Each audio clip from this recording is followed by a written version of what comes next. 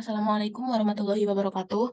Selamat malam teman-teman dan Bu Okta selaku dosen pengampu dari mata kuliah perkembangan peserta didik. Kami di sini dari kelompok 5 akan mempresentasikan hasil diskusi kami berupa microlearning dengan topik perkembangan bahasa. Saya akan memperkenalkan anggota dari kelompok 5.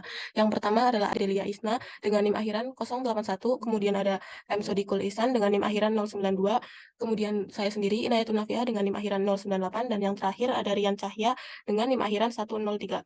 Selanjutnya yaitu definisi bahasa yang akan dibacakan oleh Saudara Rian. Waktu dan layar saya persilakan. Ya, terima kasih kepada moderator. Ini saya akan menjelaskan tentang definisi bahasa.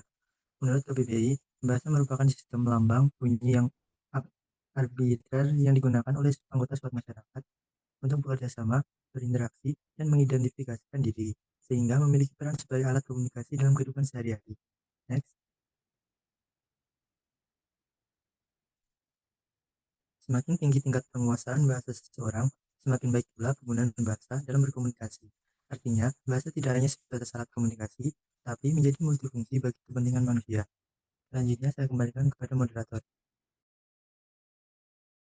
Baik, terima kasih atas presentasinya. Mari kita selanjutnya adalah teori dari perkembangan bahasa yang akan disampaikan oleh Sodikul Ihsan. Kepadanya layar dan tempat saya persilahkan. Baik, selanjutnya ada teori perkembangan bahasa.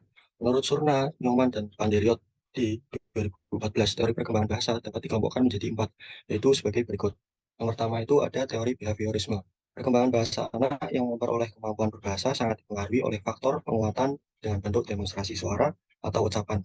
Jadi, menurut teori ini itu, anak akan belajar berbahasa dengan cara meniru suara atau ucapan yang didemonstrasikan oleh orang dewasa dan diperkuat dengan hadiah ataupun ganjaran. Kemudian yang kedua ada teori sosial kognitif. Perkembangan bahasa anak ditentukan oleh peniruan atau imitasi terhadap orang dewasa berbicara. Artinya seorang anak akan merasa terdorong untuk belajar berbahasa dengan cara meniru dan mengasimilasi perilaku orang dewasa yang dianggap sebagai role model atau panutan. Yang ketiga ada teori nativisme. Secara genetik, anak memiliki kemampuan untuk memahami dan mengucapkan bahasa ujar dan hal tersebut berlangsung sangat cepat. Ini berarti bahwa kemampuan berbahasa pada dasarnya sudah ada dalam diri anak sejak lahir, dan kemampuan tersebut berkembang secara alami tanpa ada banyak intervensi dari luar. Yang keempat ada teori sosial kultural. Perkembangan bahasa menurut teori yang dikembangkan oleh Vygotsky menyatakan bahwa lingkungan sosial sangat mempengaruhi perkembangan bahasa. Artinya internalisasi nilai budaya akan memberi makna tertentu pada anak dalam mengembangkan pengetahuannya dan kemampuan berbicaranya. Terima kasih, saya kembalikan ke moderator. Oke, selanjutnya ada perkembangan bahasa pada anak yang akan disampaikan oleh Adel. Layar dan tempat dipersilahkan. Oke, terima kasih atas kesempatannya. Yang selanjutnya ada perkembangan bahasa pada masa bayi. Pada masa bayi, perkembangan bahasa memiliki jalur atau tahapan tersendiri seperti yang dikutip dari jurnal teori perkembangan bahasa karya Arnyati. Di antaranya yaitu, yang pertama mengenali bunyi bahasa. Pada tahap ini, bayi akan mendengar suara dan mulai membedakan bunyi-bunyi yang berbeda dalam bahasa yang mereka dengarkan setiap hari. Yang kedua, celotehan dan vokalisasi lain. Di tahap ini, bayi mulai mengeluarkan suara-suara acak dan bereksperimen dengan mulut dan lidah seperti oh atau ba, atau tahap ini disebut juga dengan tahap pralinguistik karena belum mengenal bahasa atau mampu berbahasa. Yang ketiga, bahasa tubuh. Di tahap ini, bayi mampu mengkomunikasikan kebutuhan dan juga emosinya melalui gerakan tubuh, seperti ekspresi wajah, suara nonverbal, seperti menangis, mengoceh, dan tertawa.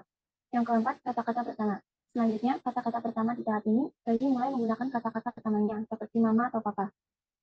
Di tahap ini, bayi mulai memahami arti kata tersebut dan dapat menggunakan secara terpisah dalam konteks yang sesuai dengan tahap, dimulai sekitar 10-14 bulan. Yang kelima ada ungkapan kata-kata. Ketika berusia 18 hingga 24 bulan, anak-anak biasanya mengucapkan ungkapan yang terdiri dari 2 kata.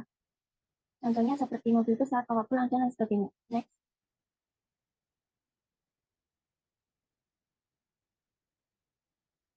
Yang selanjutnya adalah perkembangan bahasa pada masa anak-anak awal. Yang pertama ada memahami fonologi dan morfologi. Fonologi berkaitan dengan pemahaman anak tentang suara dan suku kata dalam bahasa. Sedangkan morfologi berkaitan dengan pemahaman anak tentang kata dan juga makna. Yang kedua, perubahan dalam sintaks dan semantik. Pada tahap ini, anak mulai belajar mengenai struktur kalimat dan cara mengatur kata-kata untuk menghasilkan makna yang berbeda. Anak juga mulai memahami makna dan juga konsep yang lebih kompleks dan abstrak, seperti hubungan antara objek dan perbuatan, serta makna dari kata-kata yang lebih abstrak. Yang ketiga, kemajuan dan pragmatik.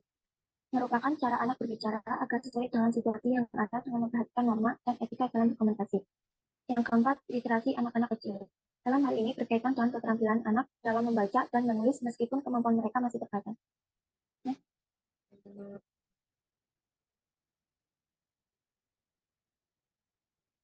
Yang selanjutnya, perkembangan bahasa pada masa anak-anak pertengahan akhir dan dewasa akhir.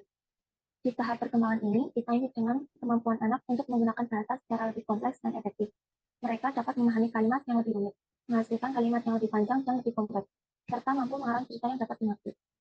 Oke, terima kasih. Selanjutnya saya kembalikan ke moderator.